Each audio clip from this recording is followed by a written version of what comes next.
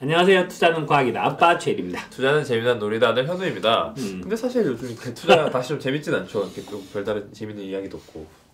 근데 이제 그러면 투자는 과학이고 투자에 대한 재미난 이야기를 이제 최근 아빠가 겪었던 몇 가지 일들을 갖고 하면 일단 첫 번째는 그걸 봤어요. 스파이더맨 뉴 유니버스. 재밌죠. 그게 아주 재밌더라고. 그래서 그걸 보면서 어떤 생각이 들었는가 하면 거기는 차원에 대한 이야기를 하잖아. 그렇죠. 스파이더맨이 되게 다중 차원에서 왔다. 그게 이제 나중에 보니까 다중 우주론이라고 하는 게 있더라고.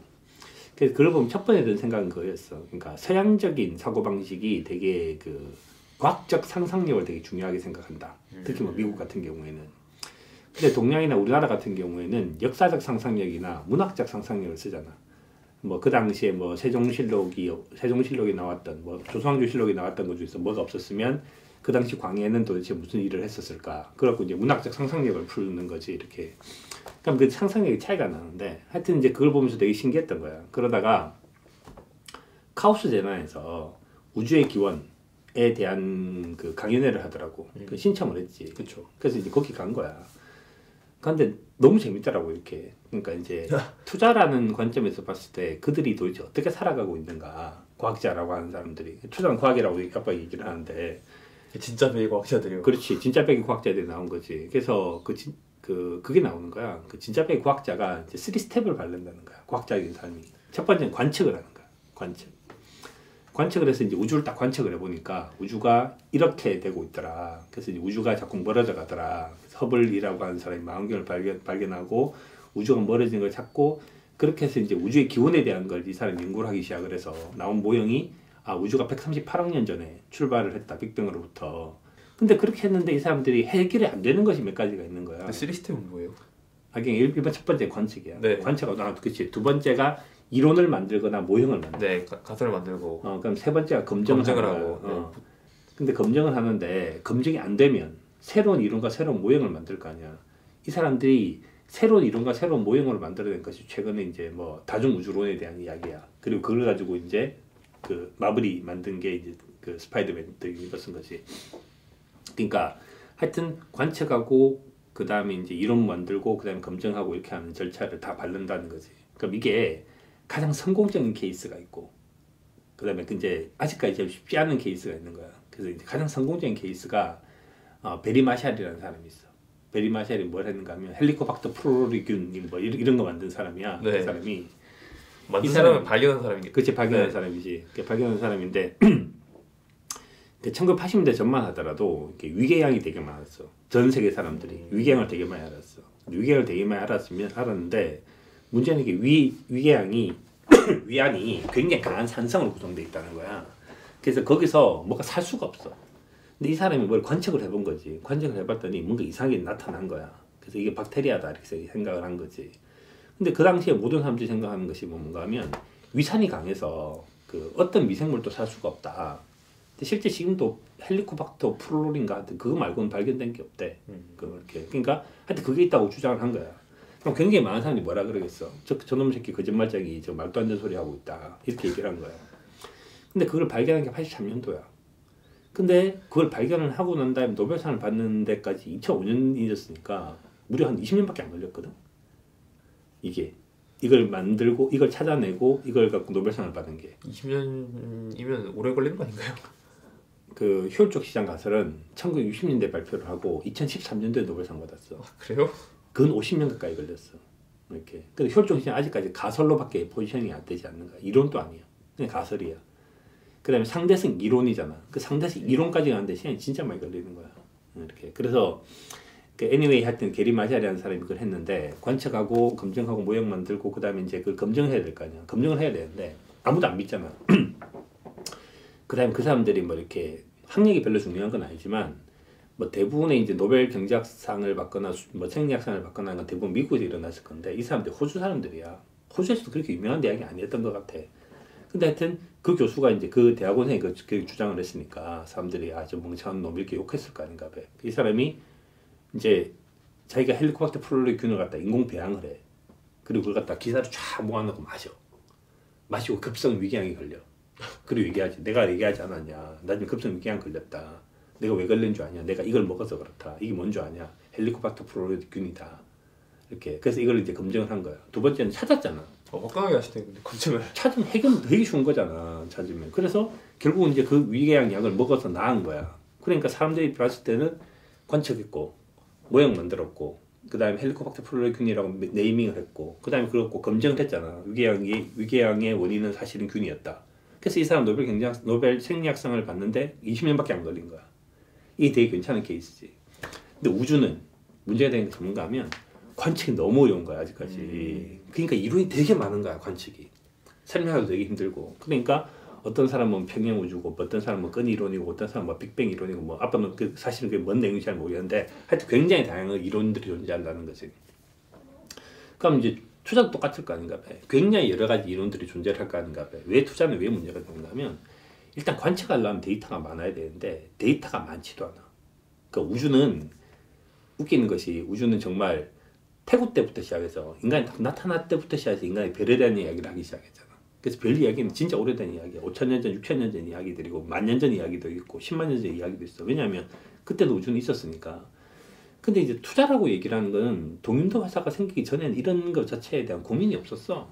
실제로. 그러니까 투자를 이론으로 만들어내기 시작한 거는 제일 많아봐야 1934년도라고. 벤자민 그레임이 나타나고 난 다음부터.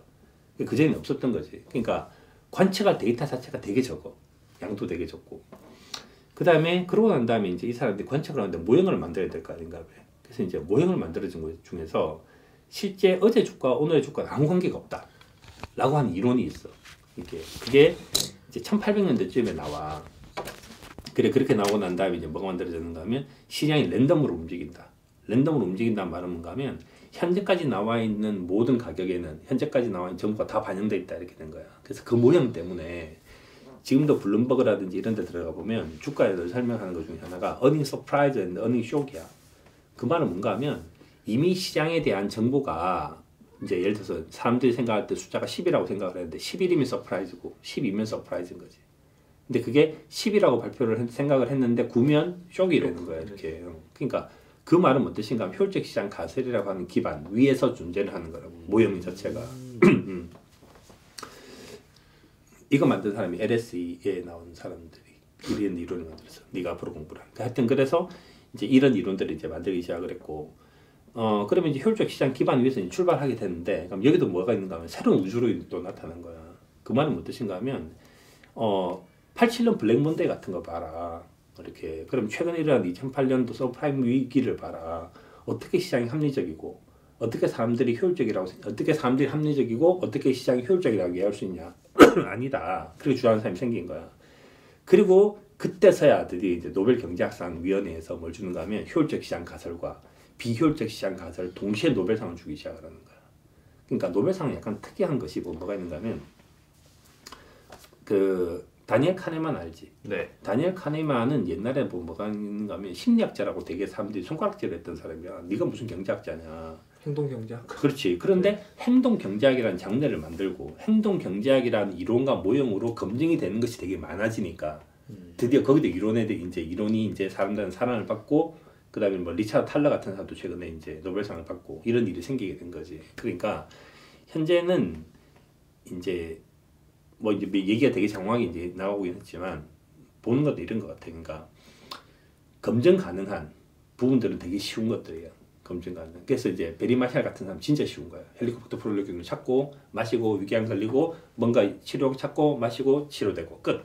그다음에 이제 땡 끝나는 거지. 문제가 해결된 거지. 근데 우주는 아직까지 해결이 안 된 거야. 근데 투자도 아직까지 해결이 안 된 거야. 실제로. 그러니까 어마어마하게 다종다양한 이제 모델들이 존재를 하는 거야. 이렇게 백과쟁명식으로.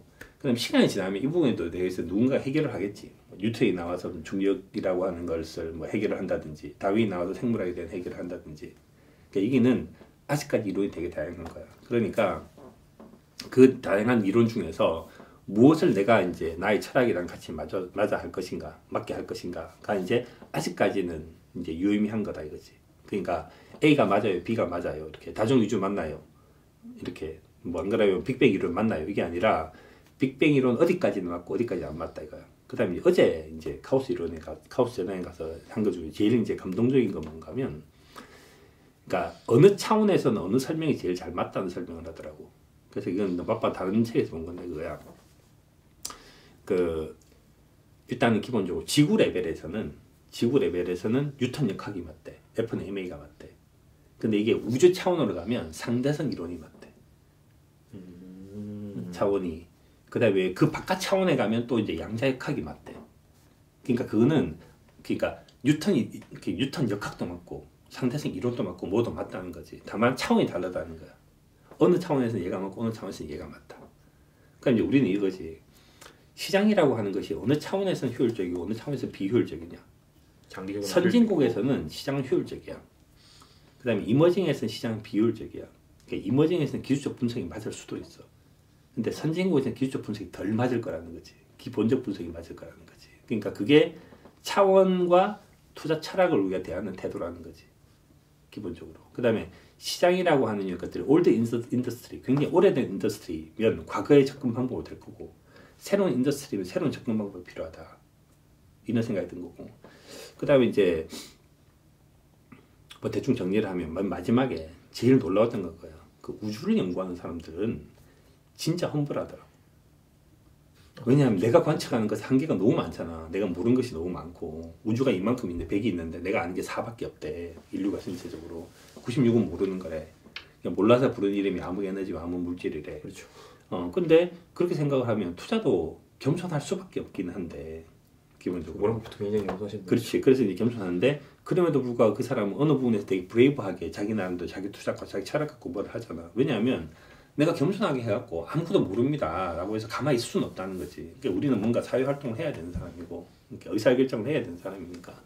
그래서 기본적인 태도는 되게 험불해야 되고 그리고 그럼에도 불구하고 항상 그 당시에 밸런스 있게 최선을 다해서 무슨 의사결정을 해야 된다 이런 생각이 들더라고. 근데 아까 선진국이랑 그 이머징 시장 얘기하셨는데 우리나라 같은 경우에 이머징인가요? 선진국인가요? 금융시장은? 금융 지식 자체는 굉장히 후진국이라고 알고 있는데 우리나라는 뭐 선진국은 아니라고 봐야지. 이머징이 있다고 봐야지. 이머징이 있는데 우리나라는 이렇게 생각할 수 있겠지. 대형주는 그럼에도 불구하고 약간 이제 효율적이면 소형주는 덜 효율적이다 라고 하는 것이 맞을 것이고 코스닥은 좀 덜. 그 다음에 이제 그 코스닥 시장에 이제 그러면 대하는 태도 같은 것들은 시장이 비효율적이라고 하는 것은 예측 가능성이 되게 떨어진다는 뜻이야. 너무 많은 암호 에너지가 존재한다는 거지. 그러면 많이 사서 리스크를 해소하는 방법이 있어. 다양하게요. 다양하게 분산을 해서. 그러니까 그렇게 하면 성공 확률을 높일 수 있는 거지. 그러니까 시장이 비효율적이라고 얘기를 해서 거기 들어서 무조건 성공하는 건 아닌 거거든. 비효율적이라고 얘기를 하는 것은 그런 특성을 갖고 출발해야 된다는 거지. 오늘 영상 주제에 대해 준비된 한 줄평 있으신가요?